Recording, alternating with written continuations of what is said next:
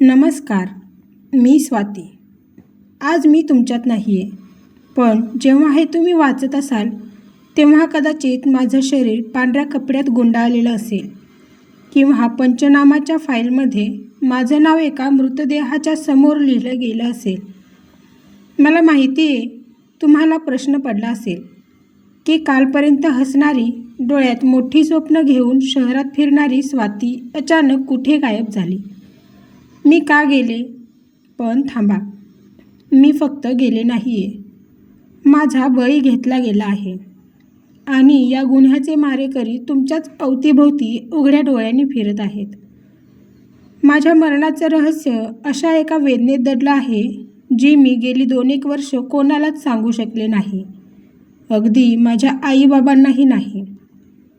का, कोणी, कसे, केव्हा अशा अनेक प्रश्नांची उत्तरे आज मी देणार आहे. विदर्भाच्या पांढरी गावातील त्या छोट्याशा घरात जेव्हा रात्रीचे 2 वाजले होते तेव्हा बाहेर अंगावर काटा आणणारा शांत पाऊस पडत होता. स्वातीच्या खोलीतील टेबल लॅम्पचा पिवळा प्रकाश तिच्या वहीवर पडला होता. तिच्या डोळ्यात अश्रू होते, पण चेहऱ्यावर एक भयानक शांतता होती. तिने पेन हातात घेतला. तिच्या मनात गेल्या 2-1 वर्षातील प्रत्येक तो क्षण, तो छळ आणि तो अदृश्य त्रास एखाद्या चित्रपटासारखा फिरत होता. तिने लिहायला सुरुवात केली, कारण तिला जगाला सांगायचं होतं की ज्या परीक्षेला लोक फक्त एक अभ्यास समजतात त्याने तिचं संपूर्ण आयुष्य कसं उद्ध्वस्त केलं होतं. या सर्व प्रवासाची सुरुवात झाली ती 2 वर्षांपूर्वी. स्वाती गावातील जिल्हा परिषदेच्या शाळेत नेहमीच पहिली यायची. तिचे बाबा विठ्ठलराव यांच्याकडे अवघी 2 एकर कोरडवाहू जमीन होती. कपाळावर पडलेल्या कष्टामुळे आलेल्या सुरकुत्या आणि शेतात राबून राबून घट्टे पडलेले हात हीच त्यांची ओळख.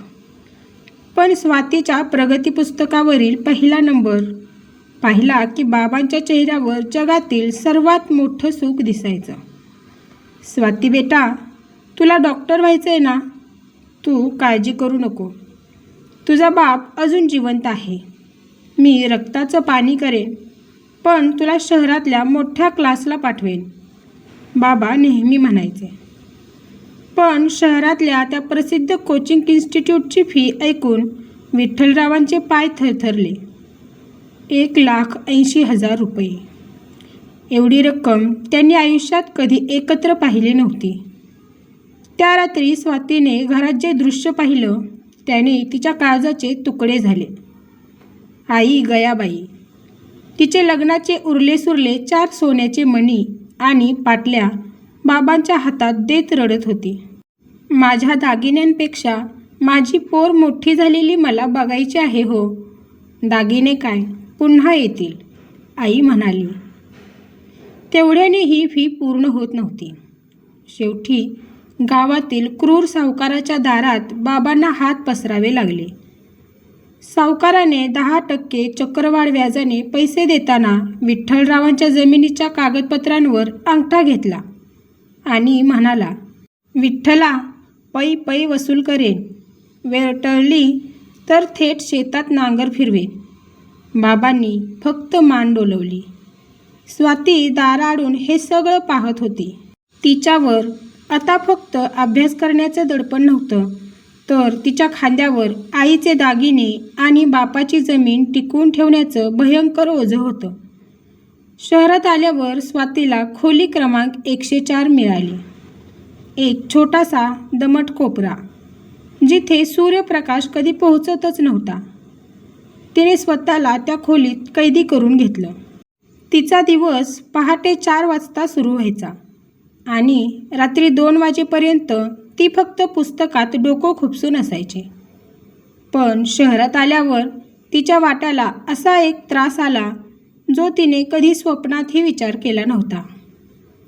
क्लासमधील काही श्रीमंत घरातील मुले तिची गरिबी, तिचे साधे कपडे आणि तिच्या गावाकडच्या भाषेची रोज टिंगलटवाळी करायचे. अरे बघा, ही शेतकऱ्याची पोरगी डॉक्टर बनणार म्हणे, हिच्या बापाची लायकी आहे का स्टेथोस्कोप घ्यायची? अशा टोमण्यांनी स्वातीचं मन रोज घायाळ व्हायचं, पण तिने हे घरी कधीच सांगितलं नाही. आईबाबांचा फोन आला की ती डोळ्यातले अश्रू पुसून हसत बोलायची, "हो आई, मी मस्त आहे. अभ्यास खूप छान सुरू आहे." पैशांची ओढाताण इतकी वाढली होती की अनेकदा मेसचे पैसे वाचवण्यासाठी स्वाती रात्री फक्त पार्लेजी बिस्किट खाऊन किंवा पाणी पिऊन झोपायची. भुकेने पोटात पेटलेले डोके आणि अभ्यासाचा ताण यामुळे तिची तब्येत खालावत गेली. डोळ्यांखाली काळी वर्तुळे पडली होती. चेहरा फिक्कट झाला होता. पण तिची भूक तिच्या स्वप्नांपेक्षा मोठी नव्हती. टेस्ट सिरीजमध्ये तिचा पहिला नंबर यायचा तेव्हा क्लासचे शिक्षक म्हणायचे, "स्वाती, तू या परीक्षेची टॉपर असणार." हे ऐकून स्वातीला वाटायचं की तिचे हे सगळे छुपे हाल आता संपणार आहेत. 2 वर्षांच्या या मानसिक आणि शारीरिक छळानंतर अखेर तो परीक्षेचा दिवस आला. स्वाती पूर्ण आत्मविश्वासाने परीक्षा हॉलमध्ये गेली. प्रश्नपत्रिका हातात आल्यावर तिच्या कष्टाचं फळ तिला मिळालं. प्रत्येक प्रश्नाचं उत्तर तिला पाठ होतं. 3 तास तिने रक्ताचं पाणी करून पेपर लिहिला. परीक्षा संपवून जेव्हा ती बाहेर आली तेव्हा तिचा चेहरा आनंदाने उजळला होता. तिने तातडीने ST स्टँडवरून बाबांना फोन केला, "बाबा, पेपर खूप छान गेला. तुमचं स्वप्न पूर्ण होणार. मला सरकारी कॉलेज मिळणार. आपली जमीन आणि आईचे दागिने आता सुटणार." फोनवर बाबांचा गळा दाटून आला होता. त्या रात्री पांढरी गावात विठ्ठलरावांनी शेजाऱ्यांना साखर वाटली. स्वातीला वाटलं तिच्या आयुष्यातली काळी रात्र संपली.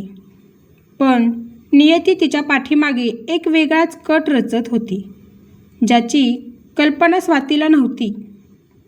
तिथूनच खऱ्या सस्पेन्सची आणि त्या भयानक रात्रीची सुरुवात झाली. स्वाती खोलीवर परतली आणि रात्री 11च्या सुमारास तिच्या साध्या कीपॅड फोनवर एका अनोळखी नंबरवरून फोन आला. पलीकडून एक जड आवाज म्हणाला, "स्वाती कांबळे का? खूप अभ्यास केलास ना 2 वर्षे, पण तुझा हा अभ्यास कचऱ्याच्या डब्यात गेलाय. उद्या सकाळी TV बघा, कळेल तुझी लायकी काय आहे ते."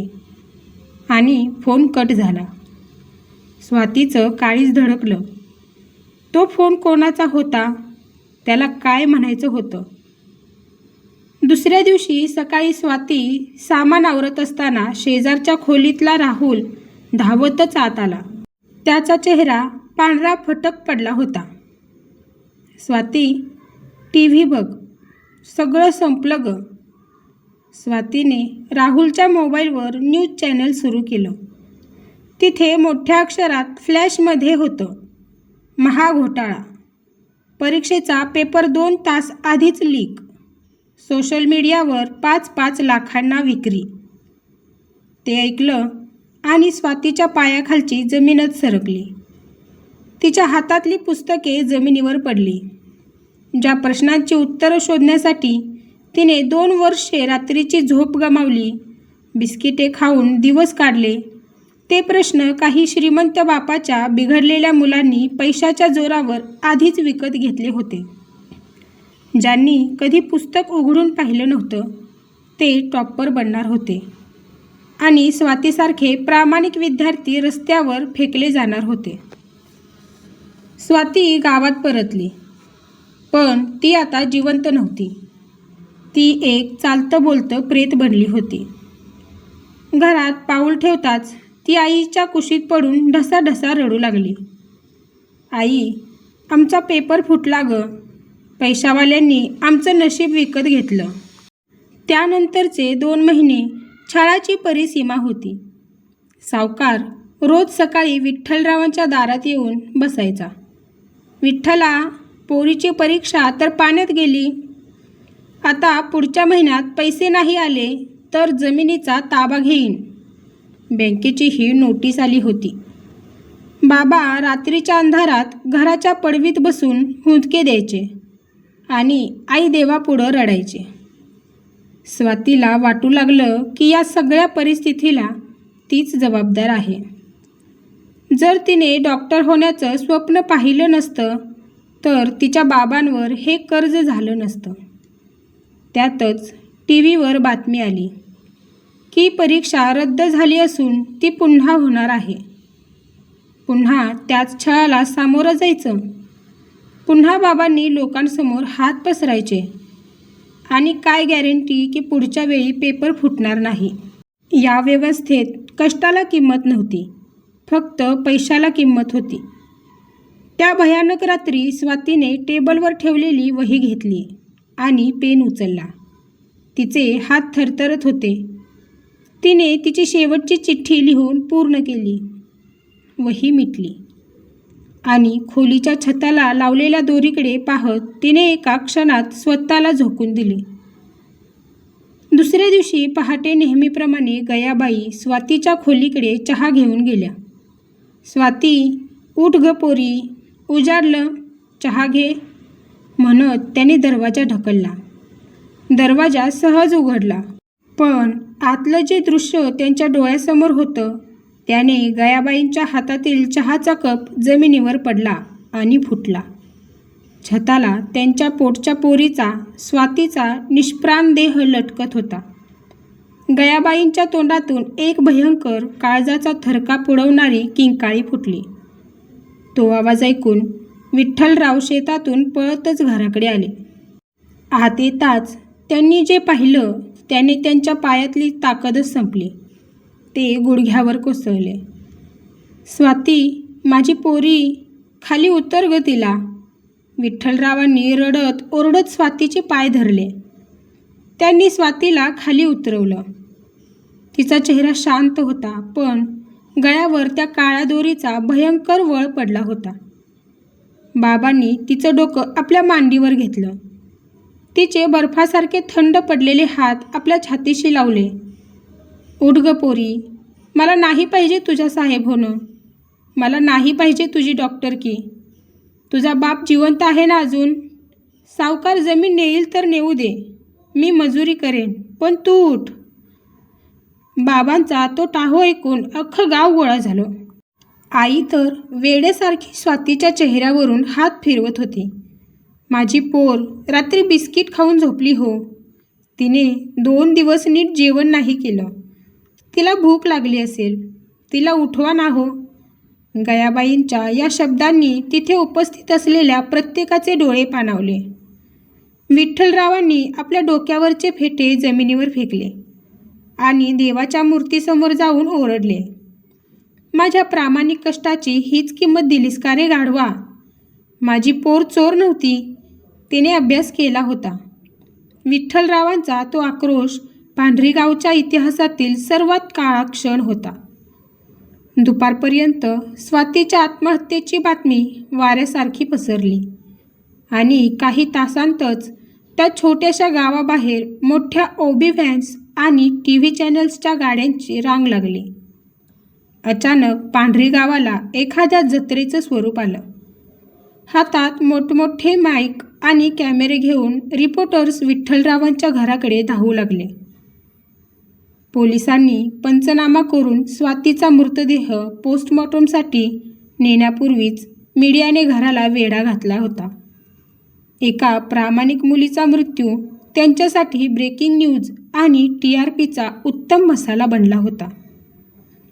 एक रिपोर्टर थेट विठ्ठलरावांच्या समोर माईक धरून ओरडला, विठ्ठलराव, तुमच्या मुलीने नीट परीक्षा रद्द झाल्यामुळे आत्महत्या केली का? तुम्हाला सरकारला काय जाब विचारायचा आहे? विठ्ठलराव सुन्न होऊन जमिनीकडे पाहत होते. त्यांच्या डोळ्यातील अश्रू सुकले होते. पण तो रिपोर्टर थांबला नाही. कॅमेरामन, जरा झूम करा, त्यांच्या डोळ्यातील वेदना प्रेक्षकांना दिसू द्या. दुसरीकडे काही महिला रिपोर्टर्स गयाबाईंच्या मागे लागल्या होत्या. गयाबाई शुद्ध हरपून पडल्या होत्या. तरीही त्यांच्या चेहऱ्यासमोर माईक नेऊन विचारलं जात होतं, तुम्ही तिचे सोन्याचे दागिने गहाण ठेवले होते ना? आता दागिने आणि मुलगी दोन्ही गेले. तुम्हाला कसं वाटतंय? हा प्रश्न म्हणजे त्या माऊलीच्या भळभळत्या जखमेवर मीठ चोळण्यासारखा होता. गावातील काही तरुणांनी मीडियाला मागे हटवण्याचा प्रयत्न केला, तर एका चॅनलच्या अँकरने थेट लाईव्ह सुरू केलं. बघा, पांढरी गावात कशा प्रकारे मीडियाला सत्य दाखवण्यापासून रोखलं जात आहे. येथे तणावाचं वातावरण आहे. नेते मंडळीही काही मागे नव्हती. स्थानिक आमदारांनी आपल्या आलिशान पांढऱ्या गाडीतून उतरून थेट विठ्ठलरावांच्या दारात पाऊल ठेवलं. त्यांच्या मागे 10-15 कार्यकर्ते आणि कॅमेरे होते. आमदारांनी विठ्ठलरावाच्या खांद्यावर हात ठेवला. कॅमेऱ्याकडे पाहून चेहऱ्यावर कृत्रिम दुःख आणलं आणि म्हणाले, या कुटुंबावर झालेला अन्याय आम्ही सहन करणार नाही. मी मुख्यमंत्र्यांशी बोलून यांना 5 लाखांची मदत जाहीर करायला लावतो. मदत 5 लाख रुपये. ज्या बापाने आपली सोन्यासारखी मुलगी गमावली त्याला पैशांचे तुकडे फेकून शांत करण्याचा प्रयत्न केला जात होता. त्या संपूर्ण दिवशी स्वातीच्या घराबाहेर फक्त कॅमेऱ्यांचे फ्लॅश, माईकचे आवाज आणि राजकीय घोषणाबाजी सुरू होती. स्वातीची ती शेवटची चिठ्ठी मीडियाने टीव्हीवर अशी स्क्रोल केली जणू तो एखादा चित्रपटाचा प्रोमो होता. स्वातीच्या कष्टाची, तिच्या भुकेची, तिच्या आईच्या गहाण ठेवलेल्या दागिन्यांची आणि बापाच्या जमिनीची कोणालाच पडली नव्हती. प्रत्येक जण आपला आपापला स्वार्थ साधत होता. संध्याकाळी जेव्हा सूर्यास्त होत होता तेव्हा गावाकडच्या स्मशानभूमीत स्वातीवर अंत्यसंस्कार करण्यात आले. विठ्ठलरावांनी थरथरत्या हाताने आपल्या एकुलत्या एक मुलीच्या चितेला अग्नी दिला. अग्नीच्या त्या ज्वालांमध्ये स्वातीचे डॉक्टर होण्याचे स्वप्न, तिची 2 वर्षांची तपश्चर्या आणि एका बापाचा अभिमान जळून खाक होत होता. टीव्ही चॅनल्सच्या गाड्या हळूहळू निघून गेल्या, कारण त्यांना आता दुसरी एखादी ब्रेकिंग न्यूज मिळत होती. त्याचसोबत आमदार आपल्या कार्यकर्त्यांसह निघून गेले. विठ्ठलरावांच्या दारात आता पुन्हा तीच जुनी शांतता पसरली होती. पण ही शांतता आधीसारखी नव्हती. ही शांतता आता भयानक आणि जीवघेणी होती. रात्रीच्या अंधारात विठ्ठलराव स्वातीच्या रिकाम्या खोलीत गेले. तिथे तिची पुस्तके अजूनही तशीच टेबलावर पडलेली होती. त्यांनी स्वातीची ती वही छातीशी घट्ट धरली आणि ढसाढसा रडू लागले. शेवटी त्यांनी स्वातीने लिहिलेली चिठ्ठी वाचली. बाबा, मला माफ करा. मी अभ्यास प्रामाणिकपणे केला होता, चोरी नाही. पण ज्यांनी पैसे दिले ते जिंकले आणि तुमचा प्रामाणिक विश्वास हरला. माझ्यामुळे तुमच्यावर आणखी कर्जाचा डोंगर नको. या देशात गरिबांच्या मुलांना मोठी स्वप्न पाहण्याचा अधिकार नाही आहे, हे मला समजले. मी जात आहे, पण जाताना या व्यवस्थेला विचारत आहे, माझा बळी घेऊन तुमचे खिसे भरले का? आई, तुझे दागिने मी सोडवू शकले नाही. मला माफ कर. स्वाती आज या जगात नाही. पेपरफुटीच्या आणि भ्रष्टाचाराच्या त्या बाजारात एका निष्पाप मुलीच्या आयुष्याचा लिलाव झाला होता.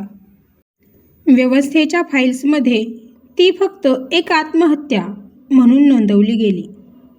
पण या देशातील प्रत्येक प्रामाणिक विद्यार्थ्याच्या आणि पालकाच्या मनात ती एक कधीही न मिटणारा प्रश्न सोडून गेली. पैशांच्या या बाजारात गरिबांच्या प्रामाणिक कष्टाला कधी न्याय मिळणार का? अशाच नवनवीन कथा ऐकण्यासाठी माझ्या चॅनलला सबस्क्राईब करा आणि व्हिडिओ आवडला असल्यास एक लाईक नक्की करा. धन्यवाद.